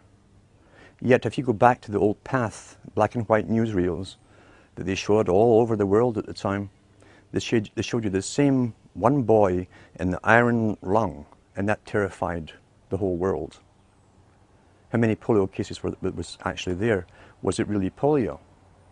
We do know that from those first shots, those injections, the generation that got them all ended up with carrying 100 simian viruses, live simian viruses in the shot. And simian 40 only had one function according to the maker, the discoverer of the vaccine, and that was to cause cancer. And I also have a copy of the discussion with this particular man and his staff admitting that. They knew that at the time. What they said was they thought that the risks outweighed the bad benefits that might come along down the road. That was their excuse. Since then, we've been trained to accept more and more inoculations until babies now get something like 30 inoculations before they're at the hospital. When you look into the big manufacturers of inoculations, like the Baxter Laboratories that were in the news recently because they sent out live flu virus along with the bird flu virus mixed together, and were caught by another country who tested it on ferrets, and the ferrets all died. They had done the very thing that they say that they're worried about happening in nature, where the common flu is mixed with a killer flu and becomes highly contagious. They actually did it by mistake, we're told. But go back into Baxter Laboratories even further, and you find Baxter Laboratories was part of IG Farben Group in World War II. They were responsible for creating chemicals and so on that were used as gas. And they were also used in other medical experiments on prisoners. That's in the records of the inquiry that went on into IG Farben. A good book to read is The Crimes and Punishment of IG Farben. All of that stuff's documented in there. All the companies, the Western corporations that were involved in the setting up of the Hitler regime are mentioned in that book. And Baxter Laboratories, the one who's coming out with all the shots we have to take supposedly for the swine flu, are still on the go. So when you go into, let's see, Connaught Laboratories as an example, Connaught Laboratories was employed during World War II to manufacture bacterium and viruses, fungus that would attack wheat and corn, etc. in Germany. Mr. Banting, who discovered insulin, the great hero Banting, during World War II, his main occupation was finding ways to annihilate the food supply of an entire country.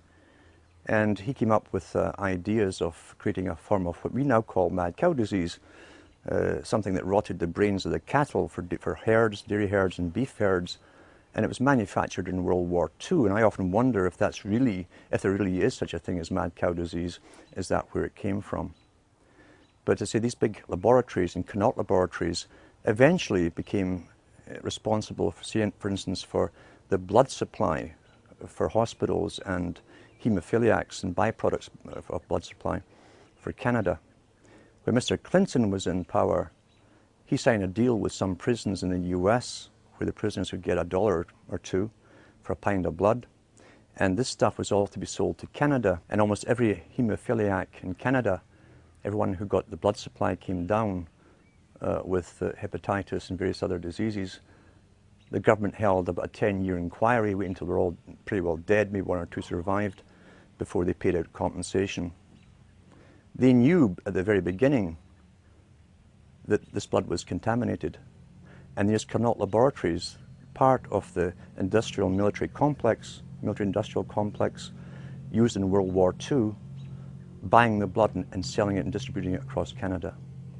When the CBC did a documentary on Connaught laboratories and their role in this, the little guy who purchased it was caught on the steps of his office of a building, and he turned around and he said to the camera crew, after who questioned him on all the deaths that were caused in Canada, thousands of them, he said, "It's business." That was the only reply given.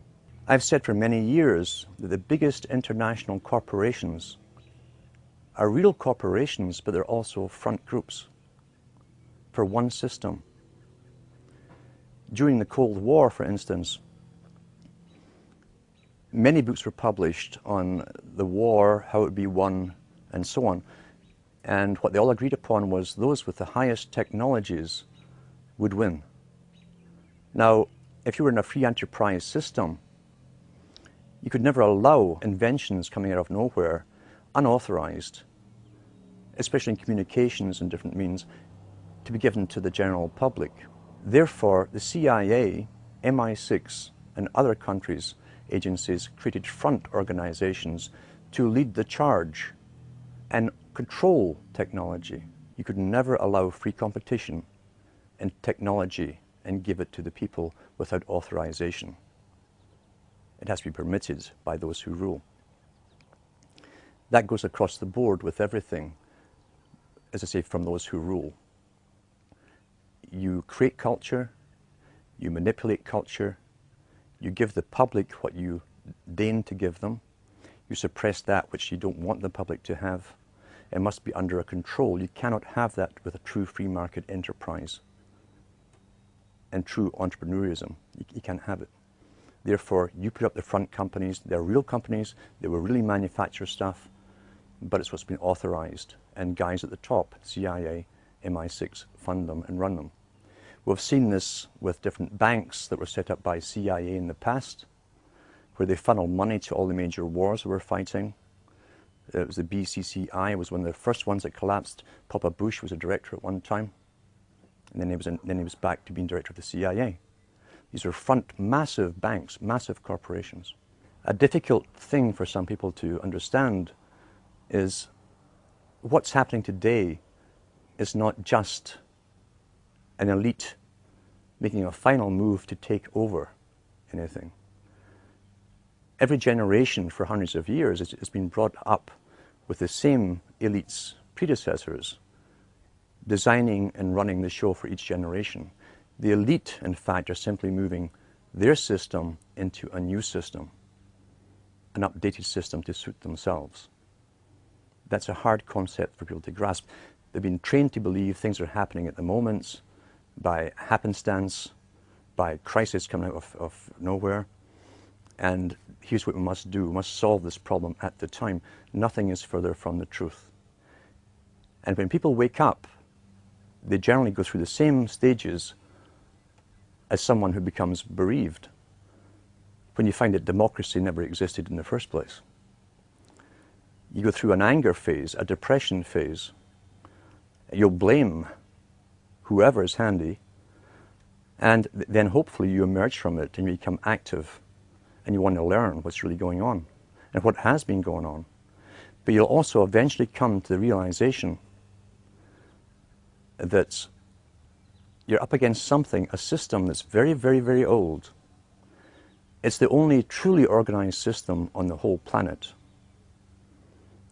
It uses sciences that are ancient in population management. It gave us a system of money. Money is a tool that we must believe in to serve them. Karl Marx was quite right. He was one of their boys who was set up to set up the dialectic. And he was quite right when he said that money is a tool of the elites. It's essential that the people who stop bartering or working for themselves and start using money as a means of exchange, which then can be taxed back from them, are becoming slaves. Because under law and legality, for 1,000 years, no one could take anything from you. Money represents your food, your home, everything. When it's taxed back from you, they're creating a form of slavery. Therefore, it's essential that the workers believe in money. The elite have all the money in the world. They own all the resources in the world. They don't need money, but they need us to believe it's the only thing that we must use. Today, the power of the purse, as they call it at the top, is being used to the maximum to tax almost everything back from the people that they earn. You tie that in with Charles Galton Darwin in his book, The Next Million Years, where he lays out the next few thousand years up to 1,000,000 years for the elite and all the changes that will happen. The grandson of Charles Darwin, who again was related to the Huxleys and many others. And he said, we are in the process, in the 1950s he said this in his own book, we are in the process of creating, he says, slavery has always existed in one form or another. There's different ways to have slavery. You can either get a bunch of henchmen, force a tribe into obeying you and being your slaves. That's a lot of force. But you have to feed them, etc. Or you can allow them to keep so much of their earnings for themselves, to maintain themselves, and take off all the rest to supply the elite and the structure of the system over them. But he says we are now in the process of creating a more sophisticated form of slavery. In other words, the general public who would drift into the system and it would become natural for them would never twig on that they were actually slaves. You tie that in with the institutions that the Huxleys and the Darwins belong to. The Royal Institute for International Affairs, which has branches in every country in the world, they set up the United Nations. They said in their own writings, from the earliest times to the present, the world they're bringing in is to be a world where everyone who is born, or would be allowed to be born, would be born to serve the state. That would be their sole function.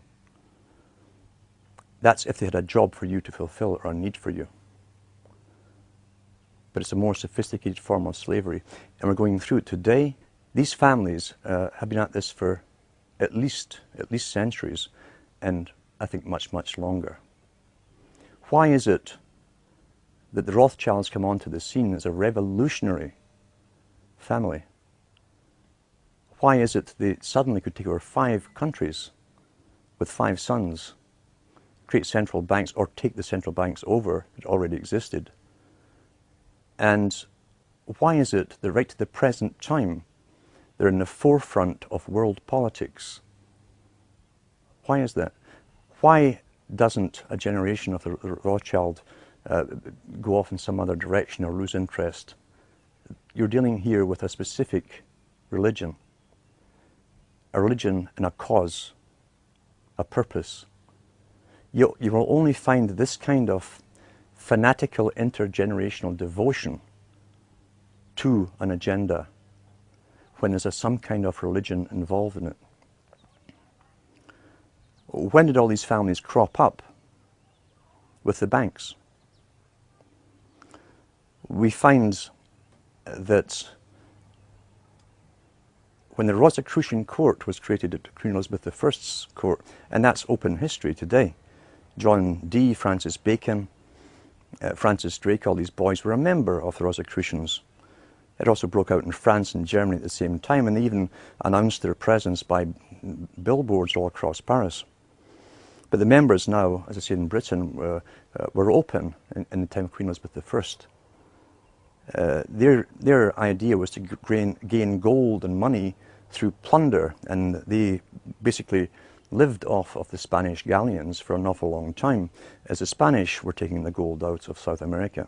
But John Dee and Bacon also were advisors to kings and queens, and they wrote about how to control, guide, mislead, and always fool the populations, and always too to get them into warfare, thinking they knew what they were fighting for, but the public were never to know the true ambitions that they had. John Dee coined the term the British Empire. It didn't exist before he said it and wrote it down. He went to the Queen with the idea, and he said a system should be set up where countries are invaded or taken over by Britain to create a world system which would be based on free trade. Free trade. It says those countries willing to adopt the British system would be given special status and its most favoured nation trading status. The very same terms that are now used in all the charters they draw up for free trade across the planet. Yet we're going back 500 years to find it first used by an advisor to Queen Elizabeth I. So therefore we know there was a world plan underway. We also know that Kipling, for instance, who worked for the British Raj in India, wrote many books, and was a very, very high Freemason, was sent over to the US, where he spoke to the US Senate, equal to equal, and said, we pass the torch on to you.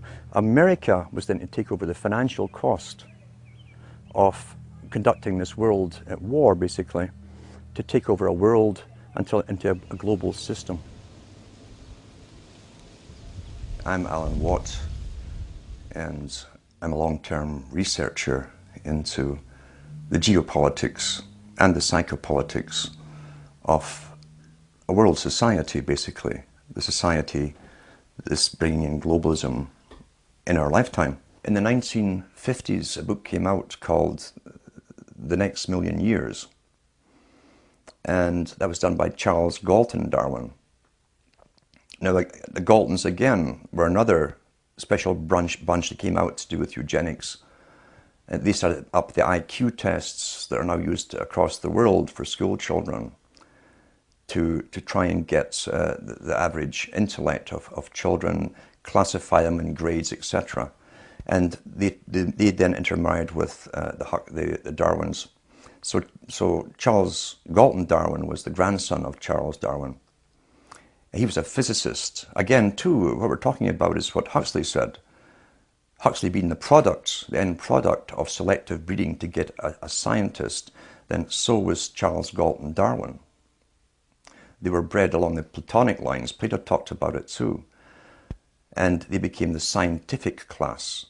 Charles Galton Darwin was a top physicist in Britain, worked on atomic energy, weaponry and so on, but he also was attached to other delegations at the United Nations, had a lot of power, was well known, getting a lot of exposure on political viewpoints and social viewpoints in the media. And he came out with the book in the 50s called The Next Million Years. The Next Million Years is an astonishing book because it's an incredible boast of how an elite would literally rule the world for another million years, and how it would be done, not just could be done, but would be done. But his biggest cry throughout the whole book was that the media and educational systems would have to work so hard on the general public, even from schooling up, to get the public to go along and allow themselves to be somehow sterilized. he said that the inferiors would outbreed the superiors, and that was his greatest fear. Now, he spoke on behalf of his own establishment, his own group. So they were into eugenics. And you'll find the United States became a great laboratory for eugenical experiment. People don't really realize that. Because when many of the Albigensian descendants, the Cathar descendants, the Bogomil descendants came into the United States under the guise of Christianity, they set up their own particular eugenical experiments. The Mormons were one of them, where couples were matched up. One of the greatest experiments that's ever happened in history was the NIDA experiment, Oneida, New York, where the man who set it up was given free rein to match up men and women, not to live forever together, but only to copulate for specific offspring. Charles Darwin was involved in the experiment. The newsletter that the Oneidas set out went to also the Huxleys. H.G. Wells came over at the latter end for visits to it as well. It was one of the greatest eugenical experiments ever carried on under the protection and the guise and the rights of protection of Christianity. That's how they got away with it. And the man, Noyes, who was in charge of it, was a high Mason. His cousin was Hayes, who became the President of the United States. So big people were backing this experiment in eugenics through the latter part of the 1800s into the 1900s. What did they hope to gain? How can we bring this into the Council on Foreign Relations and the Royal Institute for International Affairs, or the writings of, say, Huxley's or Darwin's even? Well, they believe, and they believed by Darwin's time, that all of the people who had the right stuff to excel in life, to acquire wealth, good, intellect, property, and keep a hold of it through generations, had already been born. Therefore, anything that came after Darwin was just chance, perhaps, or luck. Therefore, all the elite families were already established. There would be no more elite families. Everyone else married in common because they did not have their wives or their husbands picked for them. They were not mated up for eugenical reasons. They were called commoners. We find the same expression coming out today with the new term for eugenics. They call it bioethics. And the bioethicists are saying that those people, the common people, have junk genes. It's another slander on the public, you see. Meaning you have all these weird, erroneous genes because none of you down through the generations were specifically married up for specific reasons. Whereas you go into the line of, or the lineage of Darwin, and the Darwin family and many other families of his time were already only breeding into one other family for generations. And the Darwins, for about 5 generations that we know of, by records, birth records and marriage records, only married into the Wedgwood family, the big pottery conglomerates. And when Charles Darwin's first wife died, he married his mother's sister, who was a Wedgwood as well. The problem with this incredibly close inbreeding, and I should say too, the Huxleys were also descended from Darwin too. You'll find contacts there, and their wives. How many of these families, these wealthy elite families, were actually into inbreeding in this fashion, this close inbreeding, we'll never really know. Maybe one day they will publish it. But I know that Ian Taylor came out with an excellent book on Darwin, called Darwin and the New World Order, where he documented the lineages of at least the Darwin family to do with the Wedgwoods. And as I say, the unfortunate thing of such close inbreeding is you can have, if there's a dominant gene there prone to a specific illness or disease, it tends to be passed on. And I think that with genetic research, they hope to overcome the problems they've had with such close inbreeding for themselves But genetic research will not be used for the benefit of the rest of humanity, even though it's our tax money that's going into and has been going into the research for so long. How long have they been working, and why have they been working so long on genetics? What's the reason for it?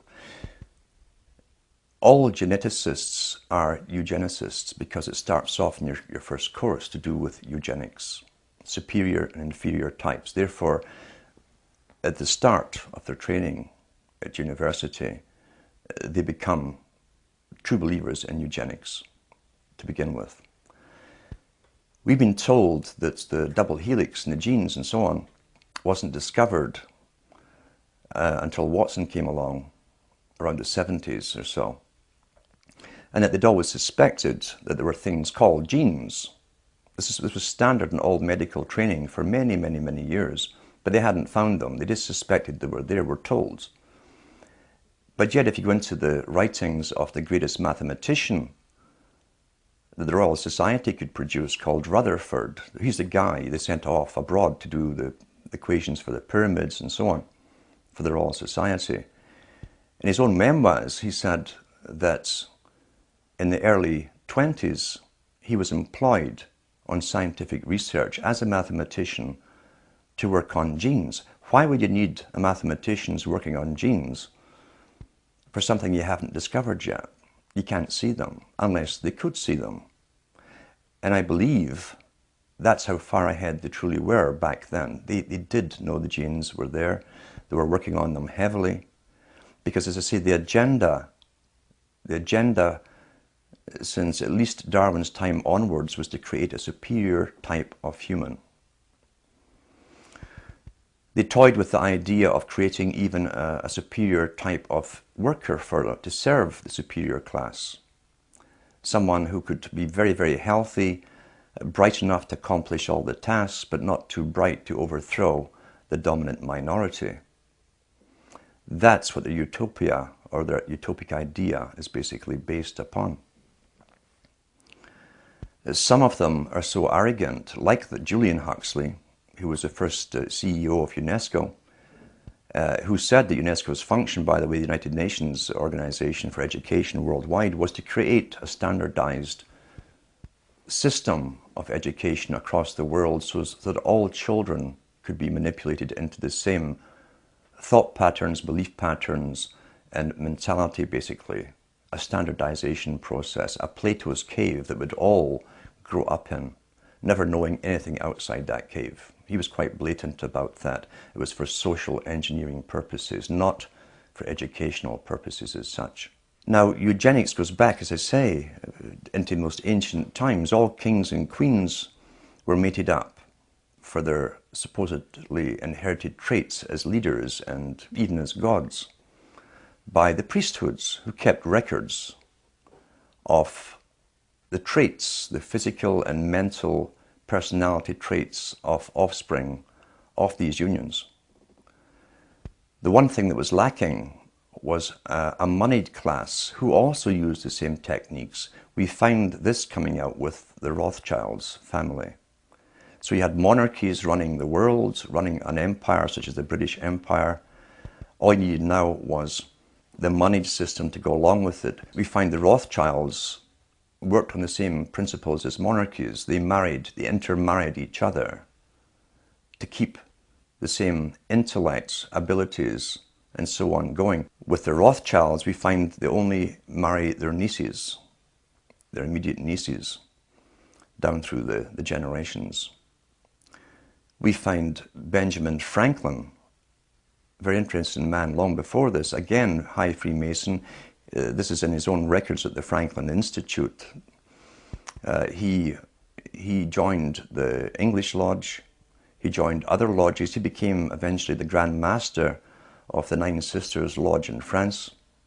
He initiated Voltairean as a member and others. But he was also a member of the Hellfire Club in England. Benjamin Franklin talks about the carriers. He called them dollies. These are women who had selective genes. They were the products themselves of selective special breeding. And the Hellfire Club, like many Masonic high Masonic institutions of that time had what were loosely called, and wrongly in a sense, brothels attached to them. But it was also a cover because the special carriers or dollies, and dolly is the term that Franklin himself coined, is still in use today. A dolly is a carrier, like something you carry luggage on or whatever.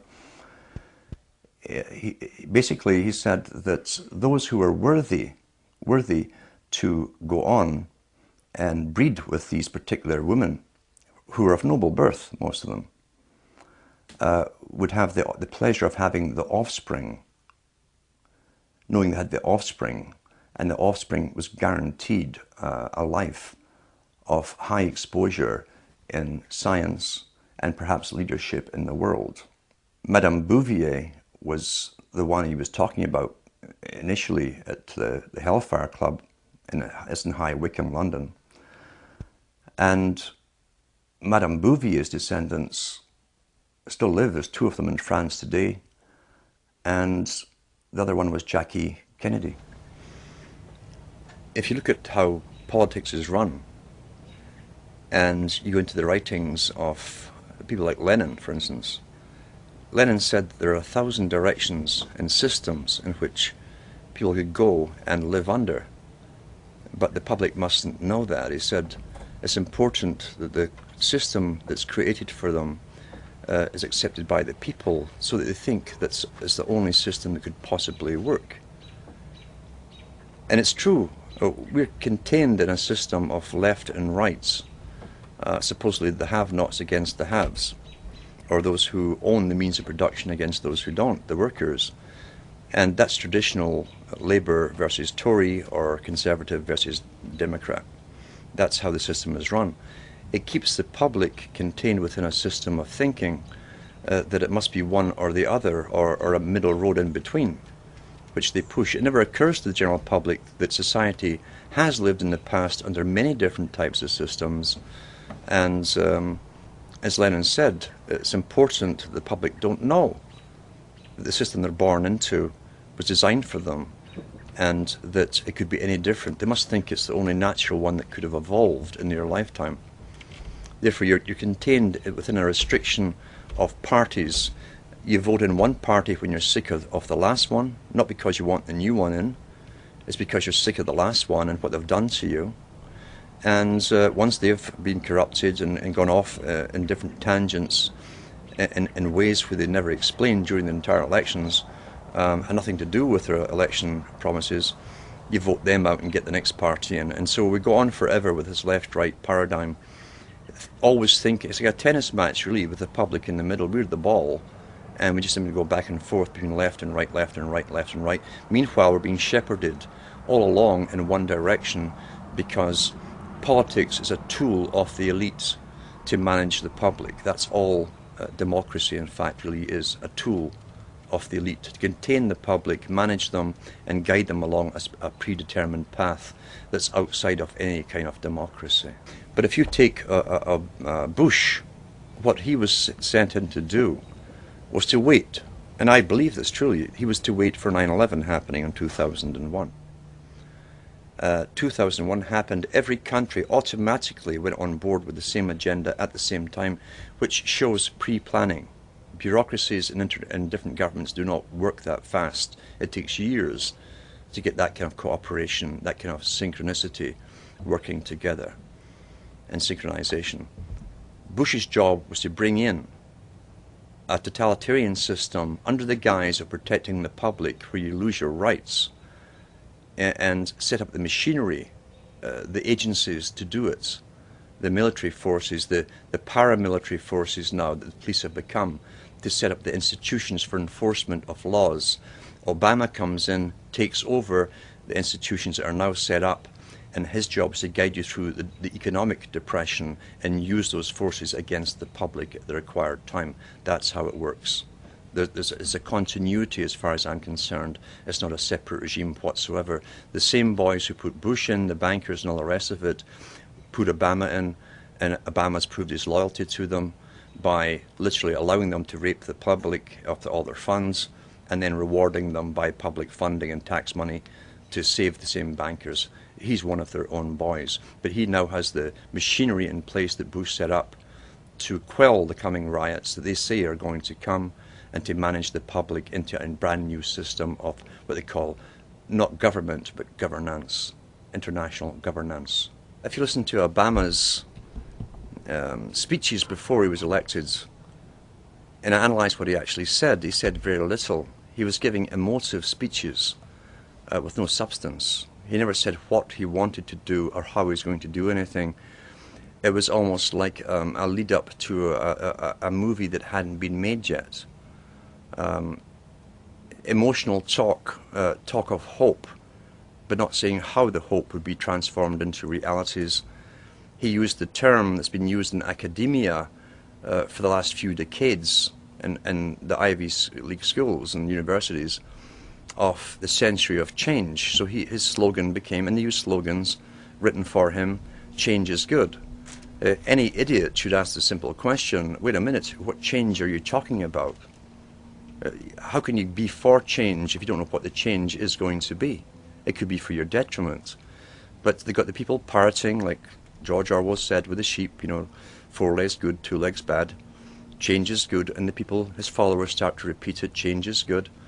What kind of change are we talking about? The loss of sovereignty, the blending into an international institution, a world government system, a system where not only is America bankrupt and the most indebted nation on the planet for loaning money out to other countries and policing the world, being the policeman of the world, now Obama wants to lead the charge on sustainability, carbon taxes, by making America the example for the rest of the world to follow. He's asking everybody to sacrifice everything they have. That's what he means by change is good. He didn't dream up this plan. He is a member of the Council on Foreign Relations. Again, that comes from the Milner Group, the Cecil Rhodes Society, the Royal Institute for International Affairs, that planned world governments using Britain based as a model for the British Empire, now become the American Empire in a sense. And the changes here he's talking about is a new world of servitude, where you will serve the world state. And you'll also have to pay off all your debts along the way, which is impossible as far as I'm concerned. You cannot ever pay the kind of debt America has incurred since World War II. It's impossible to pay back. Therefore, the changes he's talking about really is a New Deal. When you hear a New Deal mentioned by any president, and we got that from FDR, we got it from Bush, last Bush it was in, a New Deal. We're getting it from this administration. That's a legal admission from the leader of your country of a new system. A New Deal is literally a new system. The first system was the Constitution. You got an updated system with FDR as government became incredibly big and centralized. And now you've got a New Deal under the guise that change is good. Who planned the change? It wasn't the people who planned the change. Who will benefit will not be the people. It's the world of sustainability, Mr. Rockefeller, the population reduction plan. Those who will go into the future will be those who are necessary for the future's maintenance, and those who are simply obsolete, the useless eaters, will have to perish and die off. It's as simple as that. This generation today, the ones who are alive today, we are the generation that's going through the biggest changes in history, according to even Rockefeller himself, since the Industrial Revolution. It's the end of one phase of a long-term plan. And out of this comes a new world order. As Mr. Brown said, the Prime Minister of Great Britain said at the G20 meeting recently, it's a new world order. A different order from the previous one, where people technically were working for themselves, would choose their own employment and so on. The New World Order is a planned system, a planned economy, a planned population. So it's up to us. It's not up to the next generation to change this. We're the only ones who can possibly do the changing. And it's either really the rights to go into an uncertain future, which is what life should really be, where we decide for ourselves where we want to go individually and collectively, or allow ourselves to be dumb animals, creatures who are guided by those who have decided they are the masters of our destiny, and allow ourselves gradually to be sterilized, killed off, used for the last part of their agenda and their wars, and then cast off. Many people will love socialism. They enjoy being guided, and they enjoy their bosses running the world for them. But it's up to those who like freedom, personal freedom, which also entails uncertainty of where we're actually going to go. These video interviews have all been exclusive, and they're going to be archived at PrisonPlanet.tv. Please download them, burn them to disk, and give them to everyone you know. Upload them to YouTube. This information is vital not just to our free republic, but to the future of free humanity.